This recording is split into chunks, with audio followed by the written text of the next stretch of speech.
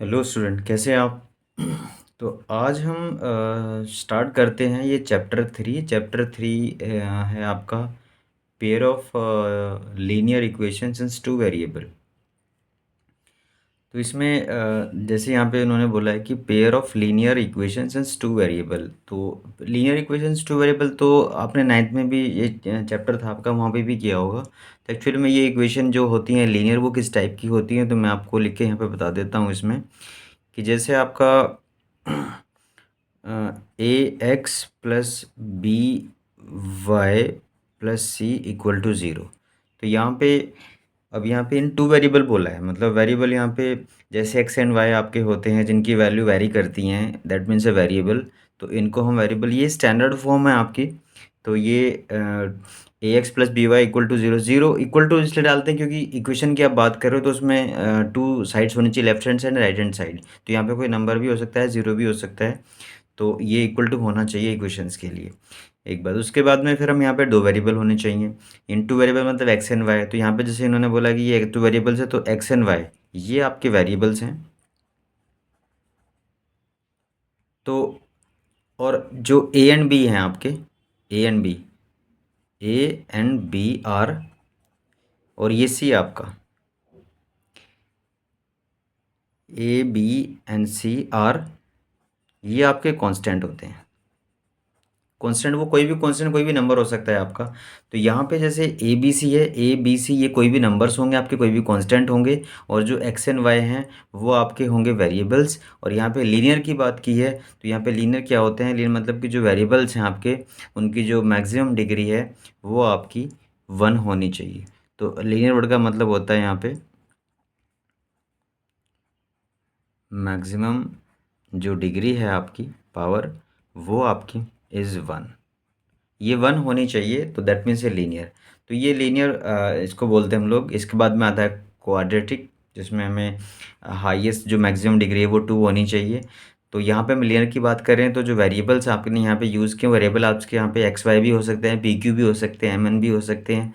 वो जो भी हम लेंगे या जो भी क्वेश्चन में गिवन होगा उसके अकॉर्डिंग जो भी आपके वेरिएबल्स होंगे उसमें देख लेंगे आप यहाँ पे। तो इस पूरे चैप्टर के अंदर यहाँ पे हमारे पास लीनियर इक्वेशंस होंगी, वो भी दो दो वेरिएबल्स होंगे उसके।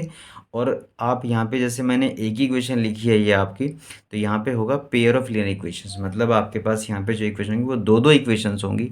अब दो दो इक्वेशंस होंगी तो दोनों को इस टाइप से तो लिखेंगे नहीं हम, तो वो हम यहाँ पे लिखते हैं पेयर ऑफ लीनियर इक्वेशंस। वो हम यहाँ पे लेट कर लेते हैं। जैसे आपका एक ले लेते हैं, a one x plus b one y plus c one equal to zero. अब यहाँ पे हमने ये इसको एक्चुअली में दो इक्वेशन लेनी है, तो अब दोनों में ए बी सी तो लिखेंगे नहीं। तो हमने क्या किया, यहाँ पे जैसे ए वन एक्स, वेरिएबल तो वही रहेंगे, वेरिएबल्स तो दो ही रहेंगे आपके। तो a one x plus b one y plus c one, और जो सेकंड इक्वेशन है उसको हम a two x plus b two y plus c two equal to zero, इसको हम ये मार्क कर लेते हैं। ये आपकी दो लीनियर इक्वेशंस हैं। तो हमने जो यहाँ पे जो कांस्टेंट लिए हैं वो दोनों में इक्वेशंस में वो डिफरेंट डिफरेंट कांस्टेंट है, क्योंकि दो इक्वेशन यूज़ करें दोनों में सेम कांस्टेंट तो रख नहीं सकते। वेरिएबल तो सेम रहेंगे लेकिन कांस्टेंट तो डिफरेंट लेने पड़ेंगे आपको। तो उनको हमने a one b one c one, a two b two c two, इससे आप रिप्रेजेंट किया है। अब ये आपका ये हो जाते हैं लीनियर इक्वेशंस। अब इसमें यहाँ पे इस चैप्टर के अंदर हमारे पास इन इन इक्वेशंस के जो सॉल्यूशंस हैं वो तीन तीन सॉल्यूशंस यहाँ पे हैं हमारे पास। जैसे पहले आपका ग्राफिकल मेथड, फिर आपका है सब्स्टिट्यूशन, फिर एलिमिनेशन वगैरह, तीन तीन है। तो हम यहाँ पे एक एक करे करेंगे, लेकिन उससे पहले हम क्या करेंगे, जो हमने यहाँ पे कांस्टेंट यूज़ किए हैं वेरिएबल के साथ में, अगर उनके रेशियोज़ लेते हैं, जैसे आपने नोट किया होगा 9th क्लास में भी कि जैसे लीनियर इक्वेशंस हैं, अगर आप इससे क्या करें, दो तीन सॉल्यूशन फाइंड करके हम अगर ड्रॉ करते हैं तो वो एक स्ट्रेट लाइन आती है। लीनियर से में से स्ट्रेट लाइन आएगी आपकी, तो हम क्या करेंगे, दोनों इक्वेशन से जब हमारे पास क्वेश्चन गिवन होगा तो दोनों से आप लाइन अगर हम ड्रॉ करें तो स्ट्रेट लाइन आएगी। तो उन दो स्ट्रेट लाइन की जो कंडीशन है मैक्सिमम, वो क्या क्या हो सकती हैं, तो हम उसको बिना ड्रॉ किए भी बता सकते हैं। तो उसके लिए हमारे पास यहाँ पे एक जो कांस्टेंट हमें गिवन है उनके रेशियोज हम यहाँ पे लेते हैं। तो इनके रेशियोज से हम बताएंगे कि लाइन जो आपकी ड्रॉ होंगी इन दोनों इक्वेशन से, वो दोनों लाइन्स आपकी कैसी होंगी। मतलब वो दोनों लाइंस पैरेलल होंगी, इंटरसेक्टिंग होंगी, या आपकी मतलब कोइंसिडेंट, मतलब जैसे ओवरलैप होती है एक दूसरे के ऊपर, तो इस टाइप से होंगी। तो उसके लिए हमें यहाँ पे क्या करना पड़ेगा, तो हम यहाँ पे कुछ रेशियोज ले लेते हैं। तो यहाँ पे हम लिखते हैं, मैं एक टेबल यहाँ बना देता हूँ, लिख देता हूँ यहाँ पे कि कंपेयर द रेशियोज। उसके बाद में ग्राफिकल जानते हैं कि ग्राफिकल रिप्रेजेंट कैसे होगा उसका।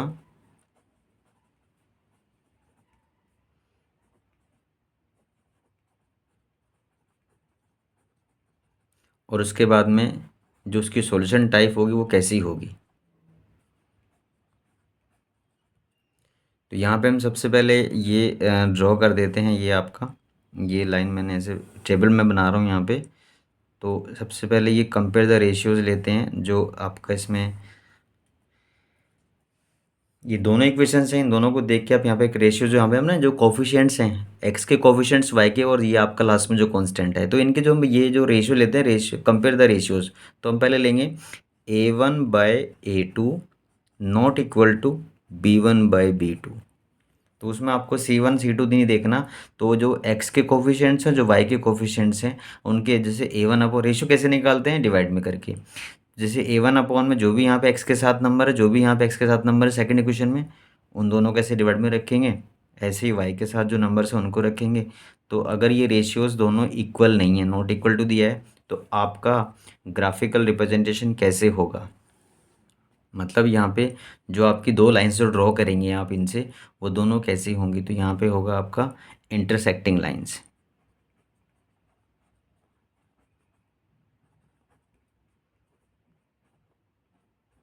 इंटरसेक्टिंग लाइंस, तो वो जो दो लाइन आप ड्रॉ करेंगे वो दोनों इंटरसेक्ट ईच अदर। तो उसके लिए आप यहाँ पे बना भी सकते हो। तो आप कैसे लिख देंगे, सॉल्यूशन किस टाइप का होगा जब लाइन इंटरसेक्ट करेंगी आपकी, यूनिक सॉल्यूशन।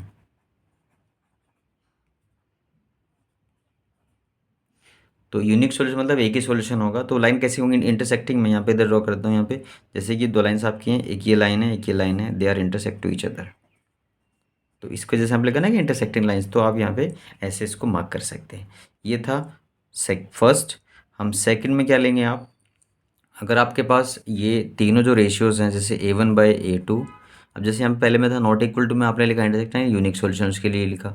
तो अगर आपकी ये तीनों ratios A1/A2 B1/B2 equal to C1/C2, अगर ये तीनों इक्वल होते हैं, तो यहाँ पे उस टाइम पे कैसी कंडीशन होगी, तो आपका यहाँ पे होगा ये आपका होगा coincident line.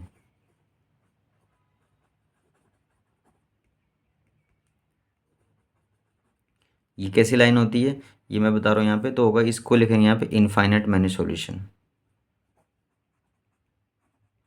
Infinite many solution. तो लाइन ऐसी कैसी होंगी, अगर मैं यहाँ ड्रॉ करता हूँ लाइन्स की एग्जांपल के लिए, सपोज करो एक लाइन ये है, तो जो दूसरी लाइन है वो भी इसके ऊपर होगी, दैट मीन्स कोइंसिडेंट।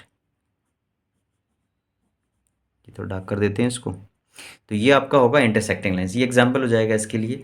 इसके बाद में अगर हम इसका थर्ड जो देखें, तो वो A1/A2 equal to B1/B2 not equal to C1/C2। तो जब इसमें पहले दोनों रेशियोज इक्वल होंगे, थर्ड इक्वल नहीं होगा, तो आप यहाँ पे देंगे, ये होंगे आपकी पैरेलल लाइंस। तो लाइंस ये पैरेलल होंगी, इसमें लिखेंगे आप नो सॉल्यूशन। तो जब लाइंस पैरेलल होती है, वो इंटरसेक्ट ही नहीं करेंगी, तो वो आपका एग्जांपल होगा इस तरह से, आपकी एक लाइन ये ड्रॉ कर दिया आपने और एक लाइन ये ड्रॉ कर दिया आपने। तो ये दोनों लाइंस पैरेलल होंगी, ये कंडीशन होगी इस टाइप की। तो इस केस में आपका सॉल्यूशन हम होगा ही नहीं, क्योंकि लाइन इंटरसेक्ट नहीं करेंगी, तो कॉमन पॉइंट कोई आएगा नहीं। तो दे आर इसमें इस केस में आपका बोलेंगे नो सॉल्यूशंस। लाइन आपकी होगी इंटरसेक्टिंग, और इस केस में आपकी इंटरसेक्टिंग लाइन, सॉरी लाइन इसमें होगी पैरेलल, इसमें होगी इंटरसेक्टिंग लाइंस। और जब तीनों इक्वल होंगे तो इसमें होगी आपकी line coincident, that means overlap. Solution के केस में इसमें जब ये वाली कंडीशन होगी तो यूनिक सॉल्यूशन मतलब एक सॉल्यूशन होगा आपका। और जब ये तीनों इक्वल होंगे तो आपके इनफाइनाइट मैनी सॉल्यूशंस हो जाएंगे। और इसके बाद जब लाइंस होगी आपकी पहले मतलब ये वाली कंडीशन होगी, तो आपका उस केस में देंगे आप नो सॉल्यूशन। तो इन तीनों कंडीशंस को यूज़ करना है आपका। एक चीज़ और है यहाँ पे कि इसमें जब हमारे पास सॉल्यूशन होगा, तो अब उस केस में आप क्या बोलेंगे यहाँ पे, जैसे ये आपका यूनिक सॉल्यूशन है, तो ये लाइंस आपकी इसको बोलेंगे कंसिस्टेंट। ये आप मैं यहाँ पे ब्रैकेट बना देता हूँ, कंसिस्टेंट। तो जो आपका पेयर ऑफ लीनियर इक्वेशन है वो कंसिस्टेंट है, इसमें भी आप कंसिस्टेंट बोलेंगे,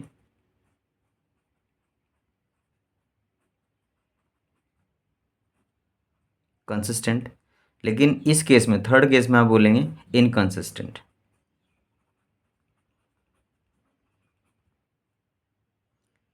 तो इसमें आपका क्योंकि नो सॉल्यूशन है, तो पेयर ऑफ लीनियर इक्वेशंस, ये क्वेश्चन में ये भी पूछ लेते हैं कि पेयर ऑफ जो लीनियर इक्वेशन, जैसे पेयर यहाँ पे आपका लीनियर इक्वेशंस हैं, वो दोनों ये आपका कंसिस्टेंट है या इनकंसिस्टेंट है।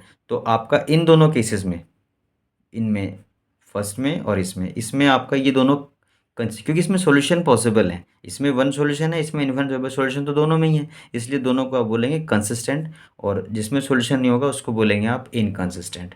तो ये दो तीन कंडीशंस थी आपकी पेयर ऑफ इक्वेशंस पे। तो इन पे बेस्ड क्वेश्चन हमें ये भी चेक करने के लिए आ सकता है क्वेश्चन में कि आपको ये बताना है कि लाइन इंटरसेक्ट होंगी आपकी, या कोइंसिडेंट होंगी, ओवरलैप, या फिर लाइंस आपकी पैरेलल होंगी। तो ये आपको अब ड्रॉ तो किया नहीं आपने, तो ये इन कंडीशंस को यूज़ करके ही हम बता सकते हैं कि लाइंस आपकी जो दोनों लाइंस होंगी, एक लाइन जो इससे ड्रॉ करेंगे, लाइन जो इससे ड्रॉ करेंगे, वो दोनों लाइंस किस टाइप की होंगी, वो हम इन इन कंडीशन से बता सकते हैं, आपको ड्रॉ करने की ज़रूरत नहीं है।